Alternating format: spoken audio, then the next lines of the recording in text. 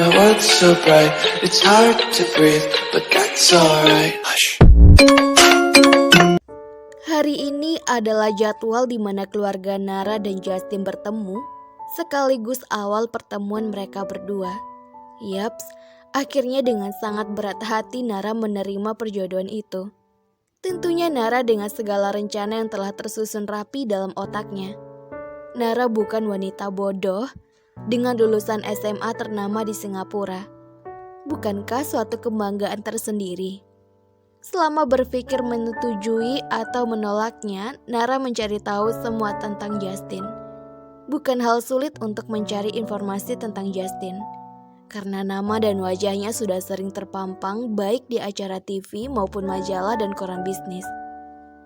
Dari situ Nara mengetahui bahwa Justin adalah seorang CEO. Dan Nara juga sudah tahu kalau Justin adalah pria cacat. Kesehariannya duduk di kursi roda. "Nara sayang, cepat, kita sudah hampir terlambat sayang," teriak seorang wanita parubaya dekat tangga. Iya mah," Nara segera turun. "Tunggu saja di mobil bersama papa," teriak Nara menjawab panggilan mamanya. Dasar anak itu. Sudah dari jam 5 dia berdandan. Apa berdandan membutuhkan waktu sampai 2 jam? Papa Nara menggerutu bersamaan dengan istrinya yang menghampirinya di mobil. "Ada apa sayang? Kenapa mukamu tampak kesal? Seharusnya kamu senang bukan? Nara mau menerima perjodohan ini." "Ups, sorry pa. Benar kata mama, papa jangan merajuk atau Nara batalkan saja." Nara tertawa melihat ayahnya yang tampak merajuk. "Oh tidak Hani, papa tidak marah, kita berangkat sekarang," jawab Kak Anu seadanya. Lebih baik ia mengalah daripada putrinya itu berubah pikiran membatalkan perjodohan itu. Di sebuah restoran tampak keluarga Leonard sedang menunggu seseorang, tepatnya satu keluarga. Pertemuan ini tentunya tidak diketahui banyak orang, karena ini termasuk salah satu keinginan Justin dan perjanjian yang diminta Justin kepada papanya. Dengan segala upaya agar besarnya tidak sakit hati, Evan berhasil meyakinkan agar pernikahan ini cukup keluarga saja yang mengetahuinya, dengan dalih demi keamanan Nara, mengingat bagaimana sepak terjang Justin. Awalnya Kak Anu menolak karena Nara adalah anak semata wayangnya. Tapi setelah mendengar penjelasan dari Evan, ya akhirnya Kak Anu menerima dengan syarat suatu saat pernikahan ini harus dirayakan besar-besaran. Mereka pun sepakat dengan hal itu. "Selamat malam semuanya, maaf kami terlambat," ujar suara tegas yang tak lain adalah Kak Anu, papanya Nara. "Tak masalah, kami juga baru saja sampai." Evan berdiri dan memeluk sahabatnya itu. Nara yang berada di belakang mamanya sedikit mengintip Justin yang tengah menatap mamanya. Oh, tepatnya dirinya yang berada belakang mamanya. Tiba-tiba mamanya dipeluk wanita yang tak lain adalah Hazelika. "Oh, Hazelika, bagaimana kabarmu? Kenapa kamu tak pernah menghubungiku?" ujar Belvita dengan ekspresi wajah seakan mengatakan ia sangat merindukan Hazelika. Belvita terkekeh dan membalas pelukan Hazelika. "Jadi harus aku duluan yang menghubungimu? Kamu ingat terakhir kali yang mengajak bertemu siapa?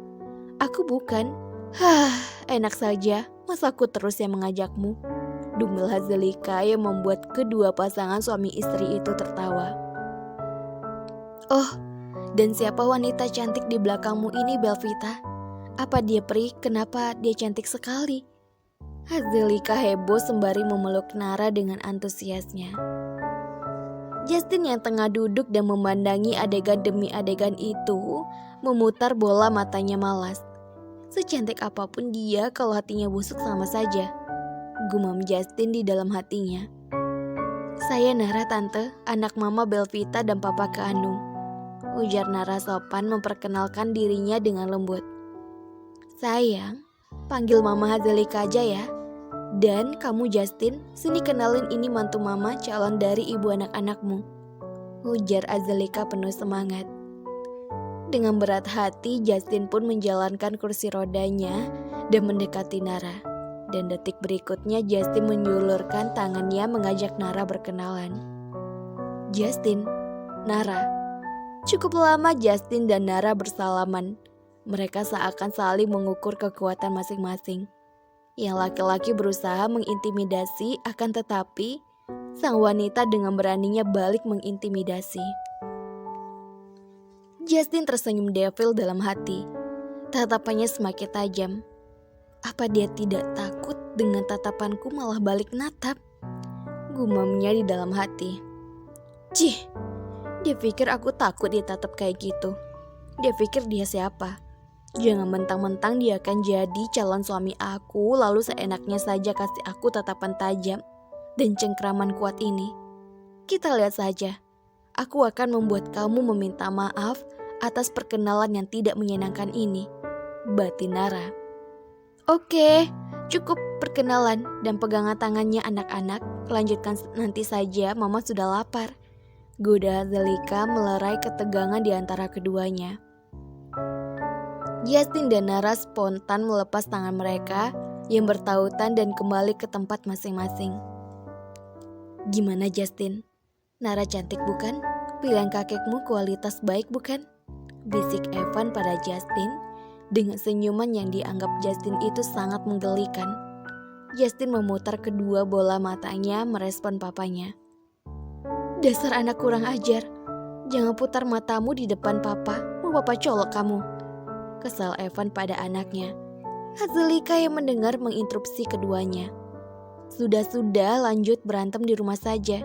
Malu dengan besan dan sama mantu. Makan malam kedua keluarga yang akan menjadi besan itu berjalan dengan lancar. Kadang-kadang diselingi gurauan yang tentunya dari kedua orang tua karena Justin dan Nara hanya diam sedari tadi. Baiklah, kalian berdua sudah tahu bukan kenapa kalian dipertemukan? Ujar Evan setelah makan malam berakhir dan sepertinya puncak acara akan dimulai. Jawab Justin yang hanya berdehem. Iya om, jawab Nara lembut, namun mereka saling menatap sinis dan tajam. Aduh, kalian sangat menggemaskan, ujar Belvita gemas karena sedari tadi kedua anak itu tidak akan berbicara kalau tidak ditanya. Dan jawaban mereka selalu singkat, seperti tadi contohnya. Jadi bagaimana Justin? Apa kamu menerima perjodohan ini? Tanya Evan pada anaknya itu. Iya baiklah aku setuju Pak, jawab Justin tegas. Baiklah bagaimana Kanu? Anakku sudah setuju, sekarang bisa kamu tanyakan pada anak cantikmu itu. Apakah dia setuju dengan perjodohan ini? Baiklah Nara sayang, apa kamu setuju dengan perjodohan ini? Giliran Kak Anu yang bertanya pada putrinya. Iya Pak, Nara setuju, jawab Nara dengan suara lembutnya. Justin melirik Nara sekilas ketika mendengar jawaban Nara. Oh ya ampun, kita akan menjadi besan dan awas kamu kalau sibuk saat aku membutuhkanmu. Teriak Belvita seraya memeluk Hazelika. Takkan besan? Astaga, apa aku harus terus memanggilmu besan? Hazelika tak kalah hebohnya, sedangkan kedua suami mereka hanya geleng kepala melihat tingkah istri mereka. Oh iya, jangan lupakan Justin dan Nara yang tengah melihat tingkah mama mereka. Setelah keduanya setuju, Justin meminta izin mengajak Nara keluar dengan dalih ingin mengobrol agar lebih dekat. Kedua orang tua itu pun dengan senang hati mengiyakan permintaan Justin. Nara tak bisa menolak dan akhirnya mengikuti langkah Justin yang entah kemana akan mengajaknya. Nara membantu Justin mendorong kursi rodanya. Mereka berdua sampai di taman samping restoran. Saya tidak suka dengan wanita yang lancang seperti kamu. Seenaknya saja menyentuh kursi rodaku ini, ujar Justin dengan nada ketus dan dinginnya. Dasar cowok tidak tahu terima kasih, ujar Nara pelan agar Justin tidak mendengarnya. Saya bisa mendengar apa yang kamu katakan tadi, ujar Justin. Saya nggak suka basa-basi. Saya menyetujui perjodohan ini karena kakek saya. Dan saya akan memberikan beberapa syarat sebelum kita menikah, ujar Justin dingin. Nara yang mendengar ucapan Justin barusan tidak merasa kaget atau lainnya. Dia justru tersenyum, tentunya Justin tidak melihatnya, karena Justin membelakangi Nara. Oh, alasan yang sama ternyata. Dan syarat apa itu? Saya juga ada syarat, jawab Nara tak kalah dingin. Justin sedikit mengernyitkan dahinya mendengar jawaban dingin Nara. Wanita ini ternyata juga terpaksa, batinnya. Baiklah, syaratnya, jangan ikut campur urusan saya walaupun saya nanti jadi suamimu. Jangan mengharapkan anak dari saya karena saya tidak akan pernah menyentuhmu. Jangan bawa perasaan di hubungan ini karena usia pernikahan ini tidak akan lama, ujar Justin tegas. Oke, syarat itu berlaku juga buat kamu, karena syarat yang akan saya ajukan juga kurang lebih sama.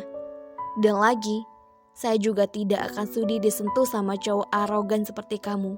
And deal. Nara memberikan tangannya ke depan Justin. Oke, deal. Jawab Justin menerima uluran tangan Nara. Justin tak menyangka wanita ini dengan gampangnya menyetujui. Benar-benar terpaksa ternyata. Jadi tidak perlu repot-repot mengusir wanita ini. Baguslah, gumam Justin di dalam batinnya. Setelah pertemuan malam itu dan kesepakatan yang telah Justin dan Nara setujui, mereka kembali ke kehidupan sebelum mereka kenal dan dijodohkan. Justin yang sibuk dengan gelar CEO-nya, sedangkan Nara sibuk dengan kegiatannya di kampus. Nara, kenapa seharian ini wajah kamu ditekuk kayak gitu sih? Ujar Delvin yang bukan lain adalah sahabatnya. Gak apa-apa, hari ini suasana hati aku lagi gak baik, jawab Nara. Sebenarnya ia ingin sekali curhat pada sahabatnya ini, tapi ia takut nanti sahabatnya malah menertawakannya. Sudah dong, jangan ditekuk gitu wajahnya. Kan jadi hilang cantik kamu. Oh iya, apa kamu lupa hari ini kita ada kegiatan di luar kampus loh, ujar Delvi. Astaga, aku lupa. Sorry ya Del. Aku gak bermaksud melupakan kegiatan kita. Hanya saja pikiran dan hati aku lagi gak bisa diajak kompak, ujar Nara dengan nada sendunya, berharap sahabatnya ini dapat memahaminya. It's okay. Sudah kamu kayak sama orang lain saja. Aku tahu kamu lagi banyak pikiran. Kalau kamu belum mau cerita sama aku tidak akan maksa, ujar Delvi yang berusaha menenangkan Nara. Makasih Del. Kau memang sahabat terbaik aku, ujar Nara dengan ekspresi wajah yang tidak dapat diartikan.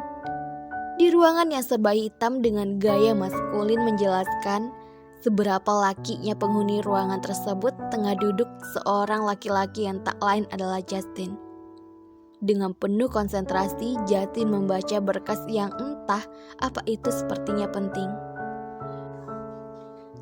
Kamu ini bagaimana? Buat file seperti ini saja tidak becus, mau saya pecat, ujar Justin dengan nada tingginya melempar berkas itu ke lantai. Karyawan itu tertunduk tidak berani menjawab perkataan Justin barusan. Cepat kamu ulangi lagi berkas ini, bentak Justin. Baik pak, jawab karyawan itu mengambil berkas yang dilempar sama Justin barusan, lalu dengan langkah cepat keluar dari ruangan Justin. Hela nafas, Justin terdengar begitu kasar. Tangannya sebelah memijat kepala yang terasa pusing. Benaknya selalu saja dihantui sama Nara. Entahlah, rasanya ia ingin sekali mengobrak-abrik kantornya ini. Baru kali ini ada seorang gadis yang berani menantangnya. Bahkan dengan seenaknya memberikannya juga syarat atas perjodohan ini.